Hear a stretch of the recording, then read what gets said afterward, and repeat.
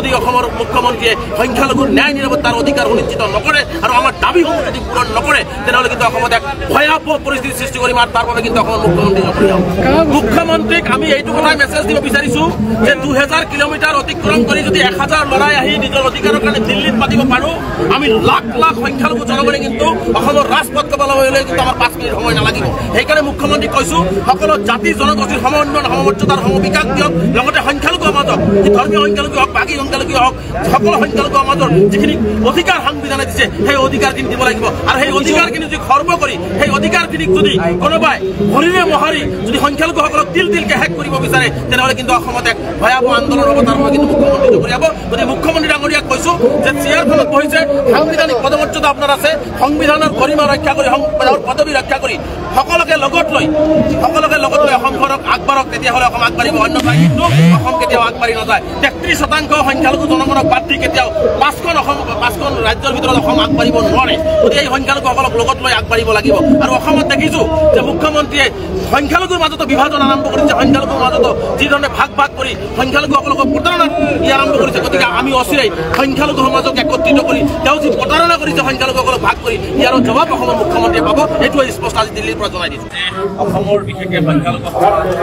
ন্যায় নিৰাপত্তাৰ অধিকাৰ সুনিশ্চিত হৈ থকা নাই হিমন্ত বিশ্ব শৰ্মাৰ চৰকাৰে অসমৰ সংখ্যালঘুসকলক তিলকে নিক্ষেপ কৰাৰ গণতন্ত্ৰ ৰচনা কৰিছে আজি সেই কথাবিলাক লৈ আজি দিল্লীৰ ৰাজধানীত আমি আজি প্ৰতিবাদ সাব্যস্ত সমগ্ৰ ভাৰতবৰ্ষত আমি বুজাব বিচাৰিছোঁ ভাৰতবৰ্ষক জনাব বিচাৰিছোঁ যে অসমৰ সংখ্যালঘুসকল এতিয়া হিমন্ত বিশ্ব শৰ্মাৰ চৰকাৰৰ নেতৃত্বত নিৰাপদ নহয় প্ৰথম কথা হৈছে আমি আজি আমাৰ দাবী হৈছে যে অসমৰ বানপানী সমস্যাটোৱে আজি অসমৰ ৰাইজক জ্বালা পকাইছে আজি লাখ লাখ মানুহ গৃহহীন হৈছে সেইখিনি মানুহ কোনো সংস্থাপন নাই গৰাখহনীয়াৰ কোনো ব্যৱস্থা নাই যাৰ কাৰণে বানপানী সমস্যাটো ৰাষ্ট্ৰীয় সমস্যা হিচাপে ঘোষণা কৰাৰ আমি দাবী উত্থাপন কৰিছোঁ লগতে আমি দেখিছোঁ যে ডি ভোটাৰৰ নামত ভাগিক আৰু ধৰ্মীয় সংখ্যালঘুসকলক যি অবৰ্ণনীয়ভাৱে ভাৰতীয় নাগৰিকক অন্যায় আৰু অত্যাচাৰ কৰি আছে ফৰেনাৰ্ছ ট্ৰিবিউনেল আছে আৰু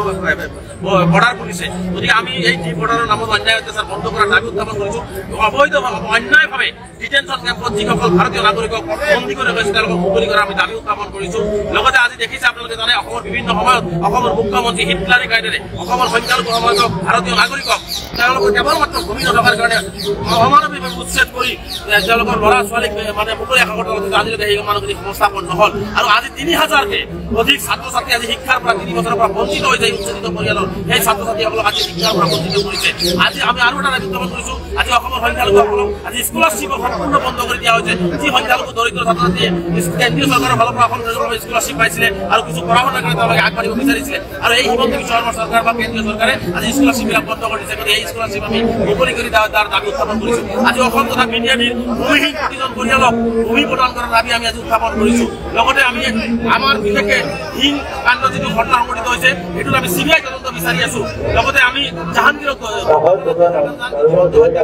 আজিলৈকে আৰক্ষীয়ে তাত গ্ৰেপ্তাৰ কৰিব নোৱাৰিলে সেই জাহাংগীৰক হত্যাকাণ্ডত আমি CBI তদন্ত বিচাৰিছোঁ আমি এই কথাবিলাক লৈ আজি দিল্লীৰ যন্ত্ৰৰ মন্ত্ৰত আমি কাৰ্যসূচী গ্ৰহণ কৰিছোঁ আৰু এটা কথাই অসমৰ মুখ্যমন্ত্ৰীক স্পষ্ট কৰিব বিচাৰিছোঁ যে আমাৰ অধিকাৰ আমাক লাগিব অন্যথাই কিন্তু আজি দিল্লীত আমি ইয়াৰ প্ৰতিবাদ সাব্যস্ত কৰিছোঁ ভাৰতবৰ্ষৰ প্ৰতিটো ৰাজ্যত অসমৰ সংখ্যালঘুসকলৰ ওপৰত হোৱা নিৰ্মম অত্যাচাৰৰ কথা আমি লৈ যাওঁ কেন্দ্ৰীয় চৰকাৰৰ প্ৰতিনিধিক আমি অৱগত কৰিম বিৰোধী দলবিলাকক আমি অৱগত কৰিম তাৰ পিছতো আমি অসমত কিন্তু যদি অসমৰ মুখ্যমন্ত্ৰীয়ে সংখ্যালঘুৰ ন্যায় নিৰাপত্তাৰ অধিকাৰ সুনিশ্চিত নকৰে আৰু আমাৰ দাবীসমূহ যদি পূৰণ নকৰে তেনেহ'লে কিন্তু অসমত এক ভয়াবহ পৰিস্থিতি সৃষ্টি কৰিম আৰু তাৰ বাবে কিন্তু অসমৰ মুখ্যমন্ত্ৰী জনপ্ৰিয় মুখ্যমন্ত্ৰীক আমি এইটো কথাই মেছেজ দিব বিচাৰিছোঁ যে 2000 কিলোমিটাৰ অতিক্ৰম কৰি যদি 1000 লৰাই আহি নিজৰ অধিকাৰৰ কাৰণে দিল্লীত পাতিব পাৰোঁ আমি লাখ লাখ সংখ্যালঘু জনগণে কিন্তু অসমৰ ৰাজপথ কবললৈ কিন্তু আমাৰ 5 মিনিট সময় নালাগিব সেইকাৰণে মুখ্যমন্ত্ৰী কৈছোঁ সকলো জাতি জনগোষ্ঠীৰ সমন্বয় সমমৰ্যাদাৰ সমবিকাশ দিয়ক লগতে সংখ্যালঘুৰ মাজত ধৰ্মীয় সংখ্যালঘু হওক বাকী সংখ্যালঘু হওক সকলো সংখ্যালঘুৰ মাজত যিখিনি অধিকাৰ সংবিধানে দিছে সেই অধিকাৰখিনি দিব লাগিব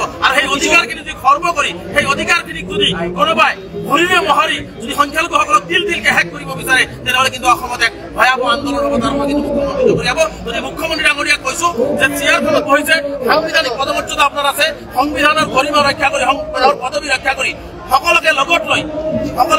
অসমখনক আগবাঢ়ক তেতিয়াহ'লে অসম আগবাঢ়িব অন্যথা কিন্তু অসম কেতিয়াও আগবাঢ়ি নাযায় 33% সংখ্যালঘু জনগণক বাদ দি কেতিয়াও 5খন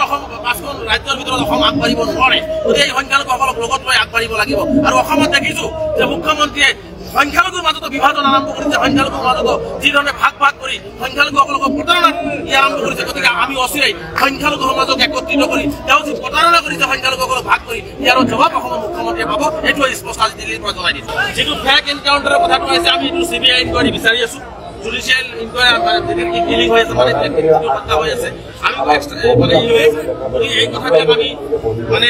CBI তদন্ত বিচাৰিছো। আজি আমি এই কথা উত্থাপন কৰিছো যে যিখিনি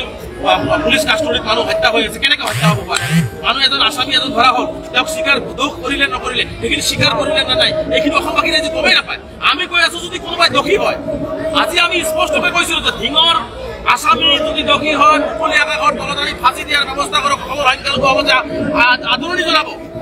কিন্তু ৰাতাৰাতি যদি পুখুৰীত পৰি মৰি যায় তেনেহ'লে শাস্তি কি পালে? শাস্তিটো আমি দেখা নাপালো, আইনৰ শাসনটো আমি দেখা নাপালো। গতিকে এইবিলাক হ'লে কিন্তু অপৰাধী কমি নাযায়। যাৰ কাৰণে কৈছো অপৰাধ ক্ষমতা দূৰ কৰিবৰ কাৰণে আইনৰ শাসন প্ৰৱৰ্তন কৰিব লাগিব। কিন্তু মুখ্যমন্ত্ৰীৰ শাসন, হিটলাৰী শাসন বা বন্দুকৰ শাসনেৰে কিন্তু অপৰাধ প্ৰৱণতা দূৰ কৰিব নোৱাৰি। সেইকাৰণে মুখ্যমন্ত্ৰীক কৈছো যে এই অবৰ্ণনীয় উচ্ছেদবিলাকো বন্ধ কৰক। এই অবৈধভাৱে যি ধৰণে মানে এনকাউণ্টাৰৰ কামবিলাক চলি আছে সেইবিলাকো বন্ধ কৰি আইনৰ শাসনৰ জৰিয়তে অপৰাধী শাস্তি দিয়ক আৰু উচ্ছেদিত পৰিয়ালক সংস্থাপনৰ ব্যৱস্থা গ্ৰহণ কৰক। ডক্টৰ ইঞ্জিনিয়াৰ বনাওক। মুখ্যমন্ত্ৰীক মই আহ্বান জনাইছো, 3000 ছাত্ৰ ছাত্ৰীক যে 3 বছৰৰ পৰা উচ্ছেদ কৰি স্কুলৰ পৰা বঞ্চিত কৰিলে তেওঁলোকক ডক্টৰ ইঞ্জিনিয়াৰ কোনে বনাব? মই মুখ্যমন্ত্ৰীক প্ৰত্যাহ্বান জনাইছো, তেওঁৰ ব্যক্তিগত বিদ্যালয়ত 10জন ল'ৰা ছোৱালীক ডক্টৰ ইঞ্জিনিয়াৰ বনাই তেওঁ দেখুৱাই দিয়ক যে মই বনাইছো। কিন্তু এনেকুৱা আভুৱা ভৰা কথা কৈ দিল্লীত মিছা কথা কৈ পেলাই আজি অসমৰ বাতাবৰণ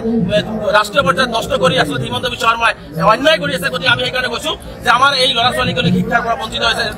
শিক্ষা বন্ধ কৰিব লাগে। আজি স্কলাৰশ্বিপৰ নামত আজি আমাৰ ল'ৰা ছোৱালীখিনি কিছু পইচা পাইছিল, আজি কেন্দ্ৰীয় চৰকাৰ অসম চৰকাৰে সম্পূৰ্ণ স্কলাৰশ্বিপবিলাক বন্ধ কৰি দিছে। গতিকে এই স্কলাৰশ্বিপবিলাক আমাৰ পুনৰ মুকলি কৰি দাবী উত্থাপন কৰিছো। আজি চহৰ অঞ্চলৰ মানুহখিনিয়ে আজি দীৰ্ঘ দিনৰ পৰা আজি কৈছিলো যে আমি চাৰ্ভে হ'ব চহৰ অঞ্চলৰ মাটিৰ পট্টা প্ৰদান হ'ব লাগে, আজি এই মাটিৰ পট্টা প্ৰদান নাই। যাৰ কাৰণে আজি মানুহখিনি ঘৰা কাৰণে ফোন কৰি কোনো মাটি নাপায়, আজি বিভিন্ন ঠাইত থাকিবলগীয়া হৈছে। গতিকে চহৰ অঞ্চলৰ মানুহৰ মাটিৰ পট্টাৰ দাবী উত্থাপন কৰিছো। লগতে আজি আমি আৰু এটা দাবী উত্থাপন কৰিছো যে ঢকুৱাখানাত জাহাংগীৰক হত্যা কৰা হ'ল, পুলিচে এতিয়ালৈকে মানুহ গ্ৰেপ্তাৰ কৰিব নোৱাৰিলে।